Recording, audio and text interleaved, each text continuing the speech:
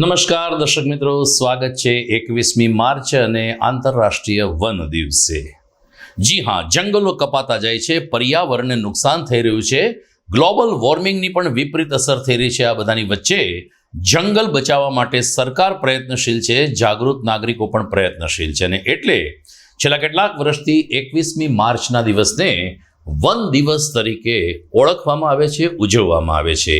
આચાર સંહિતાને કારણે સરકારશ્રી દ્વારા કોઈ યોગ્ય કાર્યક્રમ યોજાયા હોય તેવું જાણવા મળ્યું નથી, પરંતુ આપણે તો કાયમ માટે જંગલની સાથે જ રહીએ છીએ, ત્યારે જંગલ બચાવવા આપણે પ્રતિબદ્ધ બનીએ એવી શુભકામના સાથે જોઈએ આજના મુખ્ય સમાચાર। કાલથી commercial cricket Kumbh carnival IPL 17નો પ્રારંભ। પ્રથમ મેચ પહેલા જ ધોનીએ સુકાની તરીકે રાજીનામું આપતા ચેન્નઈ સુપર કિંગમાં હડકંપ। પોરબંદર અને માણાવદરના ઉમેદવાર માટે ભાજપે વંથલી માર્કેટિંગ યાર્ડમાં સભા યોજતા કોંગ્રેસે નોંધાવી આચાર સંહિતા ભંગની ફરિયાદ। શહીદ દિનના ઉપલક્ષમાં જૂનાગઢ સિવિલ હોસ્પિટલ ખાતે યોજાયો રક્તદાન કેમ્પ, તબીબી અધિક્ષક સહિત તબીબોએ કર્યું રક્તદાન। ઉનાળાના પ્રારંભે શાકભાજીના ભાવ આસમાને। લીંબુ, ભીંડો અને ગુવારનો ભાવ પ્રતિ કિલો 150 થી 200 રૂપિયે પહોંચ્યો અને સોરઠમાં સૂર્યનારાયણ તેપ્યા।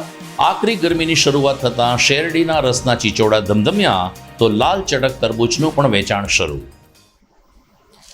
આ તમામ સમાચાર આપણે વિસ્તારથી જોઈએ તે પહેલા લઈએ એક બ્રેક।